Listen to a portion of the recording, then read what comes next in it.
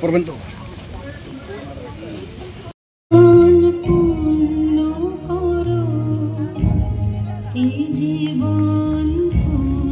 নবনির্মিত ভবনের শুভ দ্বারক ধারণ করছেন আমাদের সম্মানিত অতিথিরা। HS school, Taltala HS school, Indranagar high school এবং নন্দননগর এইচএস স্কুল, এই স্কুলগুলিতেও ভার্চুয়ালি এই অনুষ্ঠান চলছে, লাইভ স্ট্রিমিং হচ্ছে। মাননীয় মুখ্যমন্ত্রী প্রধান অতিথি professor doctor Manik Saha remote কন্ট্রোলের মাধ্যমে ভার্চুয়ালি উদ্বোধন করলেন আরো 5টি স্কুলের নবনির্মিত ভবনে। সে জায়গাগুলিতেও বিভিন্ন স্কুলে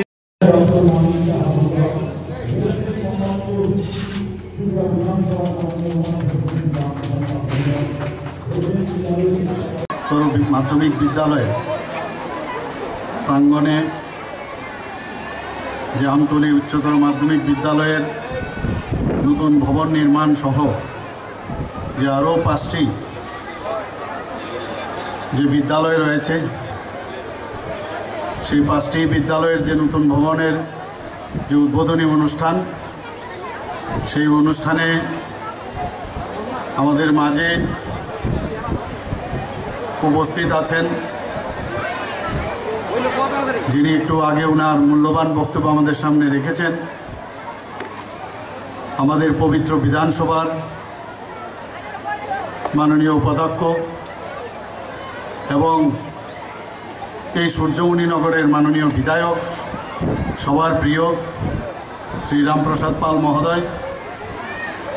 এখানে উপস্থিত আছেন আমাদের এডুকেশন ডিপার্টমেন্টের special secretary Shri ravel Hemendra Kumar, উনিও ওনার বক্তব্য এখানে রেখেছেন, বিস্তারিত আলোচনা করেছেন। উপস্থিত স্কুল এডুকেশনের সম্মানিত ডাইরেক্টর শ্রী নৃপেন্দ্র চন্দ্র শর্মা, উনিও ওনার স্বাগত ভাষণ আমাদের সামনে রেখেছেন। এখানে উপস্থিত সম্মানিত চেয়ারম্যান ডুকলি পঞ্চায়েত সমিতির শ্রী ভুলন সাহা মহোদয়,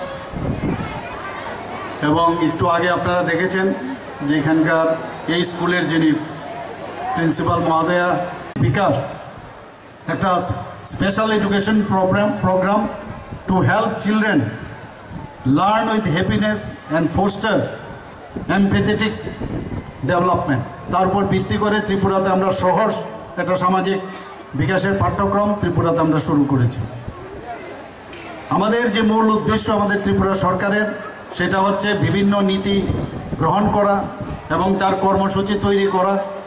শুধু তাই নয়, গুণগত শিক্ষা, যেটা আমি বারবার বললাম, সবসময় আমরা এই কথাটা বলি যে প্রপার এডুকেশন যদি না দেওয়া যায় তাহলে এই এডুকেশনের কোনো ভ্যালু থাকে না।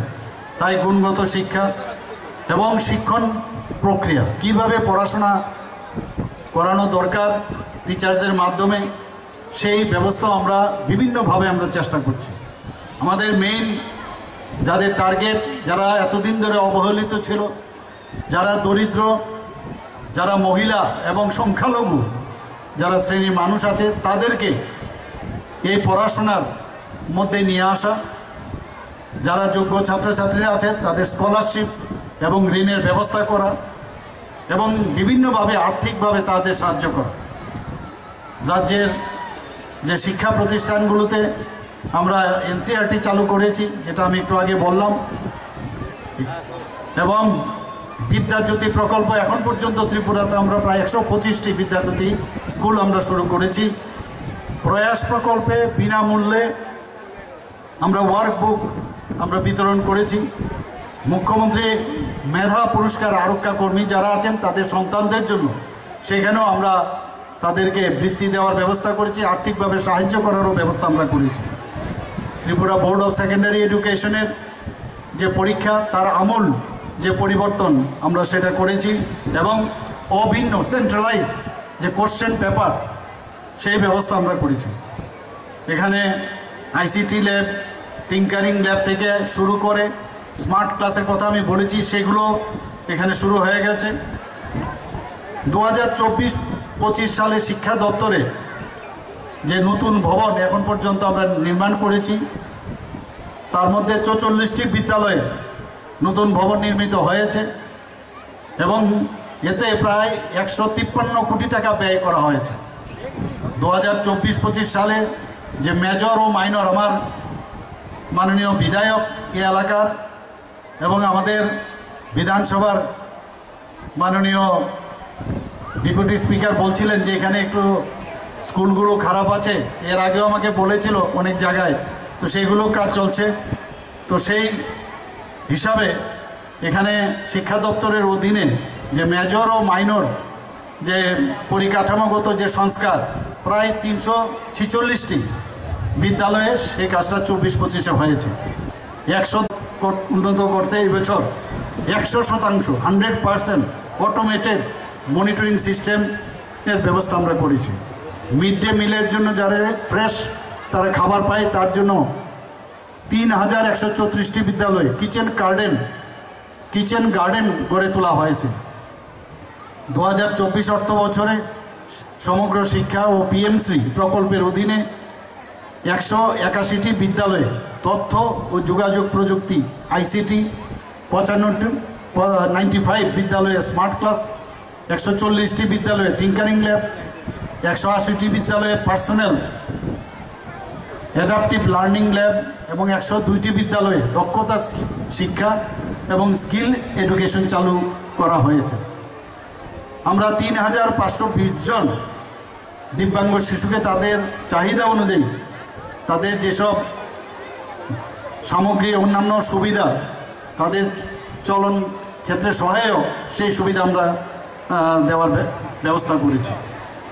2024-25 অর্থ বছরে প্রায় 378টি বিদ্যালয়ে প্রায় 18,90,00,000 টাকা ব্যয়ে টিচিং লার্নিং ম্যাটেরিয়াল অর্থাৎ TLM পার্ক স্থাপন করা হয়েছে এবং শিক্ষার্থীদের যাদের বাস্তব অভিজ্ঞতা যাতে অর্জন হয় তার জন্য প্রায় 50,39,00,000 টাকা ব্যয়ে প্রায় 2,22,000-এর উপর শিক্ষার্থীকে যাতে বাইরে গিয়ে শিক্ষামূলক ভ্রমণের সুযোগ পায় তার ব্যবস্থা করা হয়েছে। 4,163 বিদ্যালয়ে 4,24,00,000 টাকা মূল্যের বই লাইব্রেরিতে সরবরাহ করা হয়েছে। ইউথ অ্যান্ড ইকো ক্লাব গঠন করা হয়েছে, তাতে করে প্রায় 52,50,00,000 টাকা খরচ করা হয়েছে। 999টি বিদ্যালয়ে 4,99,00,000 টাকা ব্যয়ে সায়েন্স ও ম্যাথ ক্লাব গঠন করা হয়েছে। 16টি কস্তুরবা গান্ধী বালিকা বিদ্যালয়ে 9,81,00,000 টাকার উপরে ব্যয় করে ছাত্রী আবাস নির্মাণ করা হয়েছে। নেতাজি সুভাষচন্দ্র আবাসিক বিদ্যালয় প্রকল্পের অধীনে 16টি ছাত্রাবাস, তাতে করে 4,31,00,000 টাকার উপরে ব্যয় করা হয়েছে। 455টি বিদ্যালয়ে 1,31,00,000 টাকার উপরে স্যানিটারি ন্যাপকিন যে ভেন্ডিং মেশিন বা ইনসিনেটার সেটা বসানো হয়েছে। রানী লক্ষ্মীবাই আত্মরক্ষা প্রশিক্ষণে আওতায় 2,058টি বিদ্যালয়ে 1,42,000-এর উপরে ছাত্রীকে 3 মাস ব্যাপী তাদেরকে আত্মরক্ষার বা আত্মবিশ্বাসের যে ট্রেনিং সেটা দেওয়া হয়েছে। এবার 2025-26 অর্থ বছরে আপনারা সবাই জানেন যে বিজ্ঞান ও ইংরেজি বিষয়ের উপর আমরা কোচিং সেন্টার চালু করার প্রস্তাব এবার রেখেছি এবং আমাদের ব্যয় সংস্থানও সেখানে রাখা হয়েছে। এই কোচিং সেন্টারে প্রতিটি মহকুমায় একাদশ ও দ্বাদশ শ্রেণীতে যারা 100 জন করে শিক্ষার্থী কোচিং গ্রহণ করবে, সদর মহকুমায় আমরা 3টা কোচিং সেন্টার এখানে স্থাপন করছি। আপনারা সবাই জানেন যে আমাদের যে গার্জিয়ানরা আছেন আমরা সবাই ছেলে মেয়েদের পড়াশোনার জন্য স্কুলের শেষে সব ধরতে থাকি কোন টিচারের কাছে দেব। আমরা ঠিক করেছি না এটা হবে না, এখন আমরা নিজেরাই এই যে টাকা আমরা বললাম যে অর্থ আমরা ব্যয় করেছি বিভিন্ন মহকুমাতে আমরা একটা করে প্রথমে সায়েন্স ফিজিক্স কেমিস্ট্রি ম্যাথ এবং বায়োলজি এবং ইংলিশ সহ কোচিং সেন্টার আমরা শুরু করছি এবং সেখানে দ্য বেস্ট যারা টিচার আছেন তাদেরকে সেখানে নিযুক্ত দেওয়া হবে।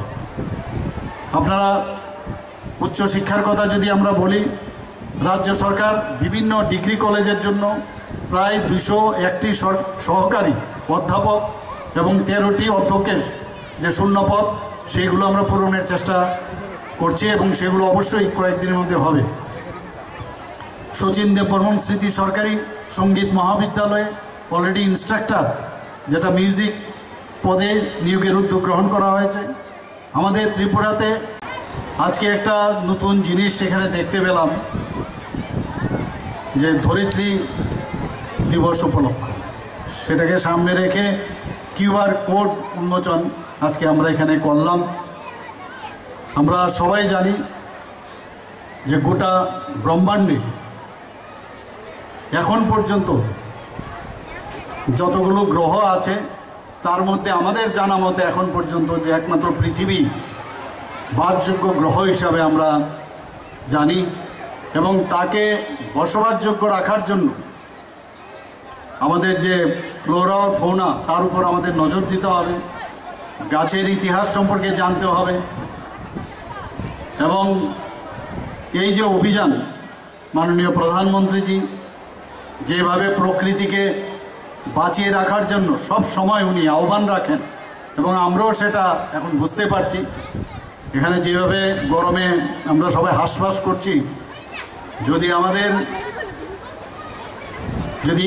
ইকোলজিক্যাল ব্যালেন্স ঠিক না থাকে তাহলে আমাদের নানা রকম সমস্যার সম্মুখীন হতে হবে। তাই ভারত সরকারের এডুকেশন ডিপার্টমেন্ট থেকে 22 থেকে 30 এপ্রিল পর্যন্ত এই কিউআর কোর্স ফর ফ্লোরা সেটা আজকে উদ্বোধন আমরা করলাম, এবং এখানে ডিজিটাল ক্যাটালগ তৈরি হবে। শুধু এখানে না, অন্যান্য সমস্ত স্কুলে এই ধরনের ডিজিটাল যখন ক্যাটালগ তৈরি হবে এবং কোডের মাধ্যমে স্ক্যানার দিয়ে স্ক্যান করলেই সেই গাছটির বৈজ্ঞানিক নাম, বৈশিষ্ট্য এবং তার পরিবেশগত উপকারিতা সম্পর্কে আমরা জানতে পারব। প্রযুক্তিকে ব্যবহার করে বারবার মাননীয় প্রধানমন্ত্রীজি বারবার বলছেন যে প্রযুক্তিকে আমাদের ব্যবহার করতে হবে। আমরা এখন ব্যাকডেটে এখানে যারা শিক্ষক শিক্ষিকারা আছেন, আমরা আগে যেভাবে স্টুডেন্টদের পড়াশোনা নিতাম বা দিতাম সেইভাবে কিন্তু এখন চলবে না, আপডেট করতে হবে। এবং সেই কারণেই এই ধরিত্রী দিবস উপলক্ষে আজকে কিউআর কোডের উন্মোচন, এবং 161টি এলিমেন্টারি এডুকেশনে সেই কাজগুলো হয়েছে। এছাড়া সমগ্র শিক্ষা সেইগুলো তাদের যে অর্থ, সেই অর্থের মাধ্যমে 75টি বিদ্যালয়ে যে 84টি মেজর ও মাইনর কম্পোনেন্ট সংস্কার করা হয়েছে। আমাদের এখন পর্যন্ত যে 24-25-এর অর্থ বছরের যে সংস্কার ব্যয় প্রায় 80 কোটি 87 লক্ষ টাকা খরচ হয়েছে। 2025 অর্থ বছরে যে নতুন বিদ্যালয় ভবন আমরা নির্মাণের পরিকল্পনা করেছি, তাতে করে আরও নতুন 30টি বিদ্যালয় আমরা নির্মাণের পরিকল্পনা আছে। সেকেন্ডারি এডুকেশনের অধীনে 26টি এবং এলিমেন্টারি এডুকেশনের অধীনে 4টি। 2025-26 অর্থ বছরে যে আনুমানিক ব্যয় হবে প্রায় 264 কোটি টাকা খরচ করা হবে।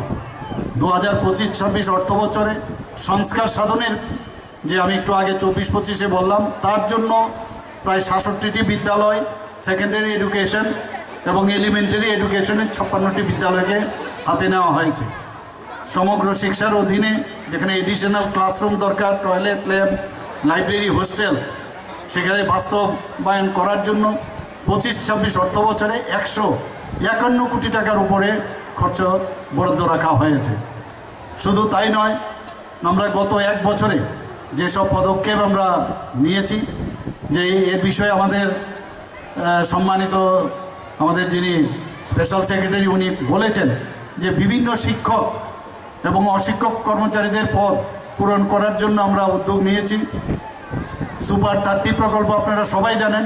2024 অর্থ বছরে একজন শিক্ষার্থী আইআইটিতে চান্স পেয়েছে, 3 জন এনআইটিতে চান্স পেয়েছে, 3 জন এমবিবিএস কোর্সে ভর্তি হয়েছে।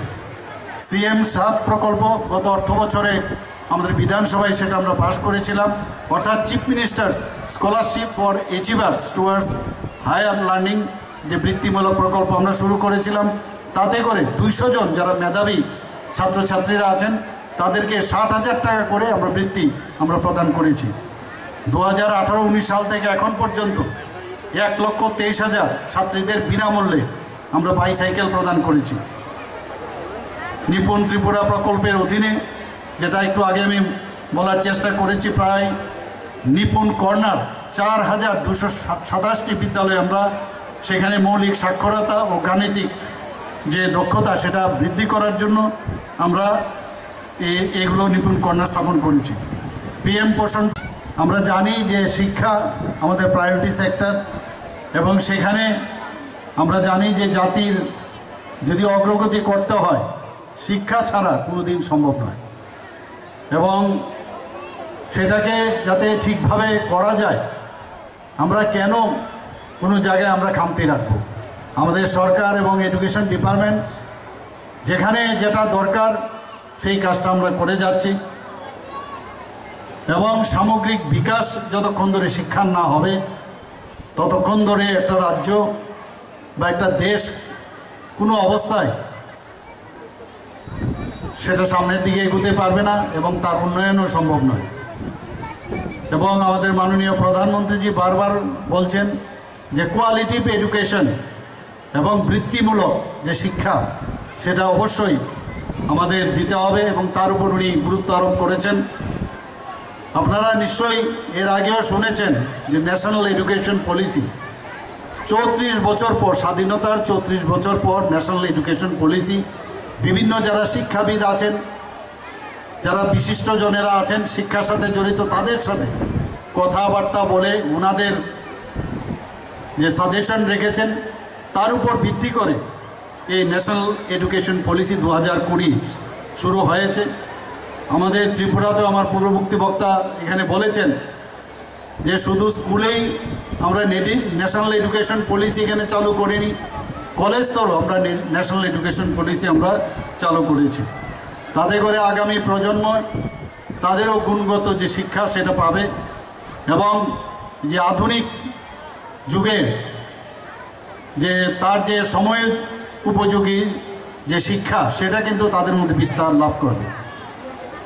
আমরা নিপুণ ত্রিপুরা নিপুণ মিশনের স্বার্থে আমরা শুরু করেছি। আমরা জানি যে national initiative for proficiency in reading with understanding and numeracy, সেই নিপুণ ত্রিপুরা আমরা সেটাও ত্রিপুরাতে আমরা শুরু করেছি। আমরা হোলিস্টিক প্রগ্রেস রিপোর্ট কার্ড শিক্ষার্থীদের মূল্যায়নের জন্য,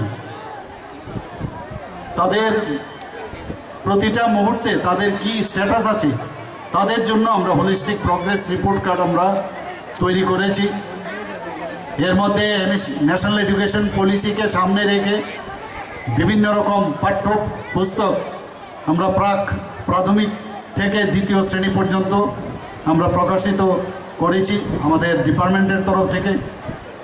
আপনারা শুনে খুশি হবেন যে প্রস্তুতি মডিউল বিদ্যা সেতু একটা প্রকল্প, সেটাও 2 মাসের একটা কোর্স, সেটাও আমরা শুরু করেছি যাতে স্টুডেন্টরা প্রথমেই এসে যখন ক্লাস 1-এ ভর্তি হয় তাদের মধ্যে অ্যাক্লাইমেটাইজেশন সম্ভব হয়। কারণ অনেকে যখন বাড়ির থেকে আসে বা অঙ্গনওয়াড়ি কেন্দ্র থেকে আসে তাদের পক্ষে একটু অসুবিধা হয় স্কুলের এনভায়রনমেন্টের সাথে যুক্ত হওয়ার ক্ষেত্রে। সেখানে আমরা প্রস্তুতি মডিউল বিদ্যা সেতু সেটা আমরা শুরু করেছি। আমরা ডিজিটাল শিক্ষার উপরে আমরা জোর দিয়েছি। ভারত বন্দে ভারত ও 5টি বিদ্যালয় বিদ্যা চ্যানেল আমরা খুলেছি, আপনারা নিশ্চয়ই তার সুবিধা আপনারা পাচ্ছেন। স্মার্ট ক্লাস আমরা চালু করেছি প্রায় 854-এর মতো। Techno India University, Aryabhatta International University already চালু হয়ে গেছে। তাছাড়াও মাতা ত্রিপুরা সুন্দরী ওপেন ইউনিভার্সিটি হয়েছে উদয়পুরে। আপনারা নিশ্চয়ই এই বিষয়ে বিধানসভায় আমি বারবার বলেছি আমরা যে উচ্চ শিক্ষা ক্ষেত্রে আমরা কি করছি। শুধু তাই নয়, national law university, national forensic university ত্রিপুরাতে এখন শুরু হয়েছে। আপনারা মুখ্যমন্ত্রী কন্যা আত্মনির্ভর যোজনায় কিছুদিন আগে দেখেছেন যে যারা আমাদের ছাত্রীরা আছেন 140 জন সিবিএসসি এবং টিবিএসসি, তাদেরকে অনুপ্রেরণা করার জন্য এই মুখ্যমন্ত্রী কন্যা আত্মনির্ভর যোজনা শুরু হয়েছে। তাদেরকে বিনা পয়সায় বিনামূল্যে স্কুটি প্রদান করা হয়েছে। আমরা এটাও ঠিক করেছি যে মহিলা কলেজকে আমরা মহিলা বিশ্ববিদ্যালয়ে উন্নীত করা যায় কিনা, তার জন্য আমি কমিটিও করার জন্য আমি বলেছি। এবং শুধু তাই নয়, Tripura institute of technology TIT সেটাকেও বিশ্ববিদ্যালয় যাতে করা যায়, তার জন্য আমি কেন্দ্রীয় এডুকেশন মিনিস্টার ওনার সাথেও কথা বলেছি। ওনারও সাহায্য আমরা আমাদের ত্রিপুরা সরকারের থেকে ওনাকে অনুরোধ করেছি। শুধু তাই নয়, 2025-26 অর্থ বছরে আমবাসা, কাকরাবন এবং করবুকে নতুন ডিগ্রি কলেজ স্থাপনের প্রস্তাব এবার বাজেটে রাখা হয়েছে। Indian institute of information technology IIIT আগরতলায় ত্রিপুরাতে চালু রয়েছে।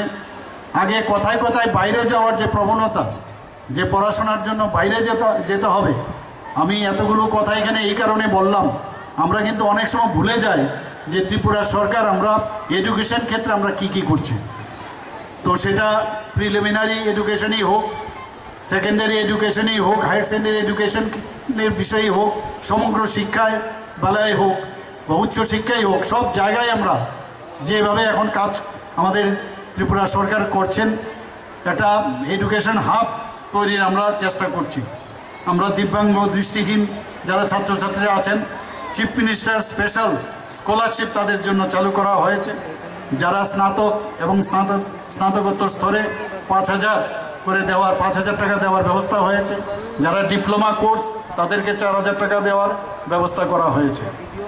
বন্ধুগণ, শুধু তাই নয়, ত্রিপুরা কম্পিটিটিভ এক্সামিনেশন সেন্টার আমরা 2025-26 অর্থ বছরে সেখানেও আমরা এই বাজেটে সংস্থান রেখেছি। আমি আশা করি যে আজকের এই যে 6টি বিদ্যালয়ে নতুন পরিকাঠামোগত উন্নয়ন যেটা আমরা আজকে এখানে করলাম, 5টা ভার্চুয়ালি এবং এখানে ফিজিক্যালি প্রায় 28 কোটি টাকার মতো খরচ এখানে হয়েছে। আমি আশা করি আমাদের স্টুডেন্টসদের এবং আমাদের যারা টিচার্সরা আছেন তার ফায়দা ওনারা নিশ্চয়ই নেবেন, এবং আমাদের আগামী দিনের যারা প্রজন্ম তাদেরকে কোয়ালিটিভ এডুকেশন দিয়ে আমাদের এক ত্রিপুরা, শ্রেষ্ঠ ত্রিপুরা তৈরির যে চিন্তা ভাবনা করছি সেটা নিশ্চয়ই আপনারা করবেন। আমি এখানে উপস্থিত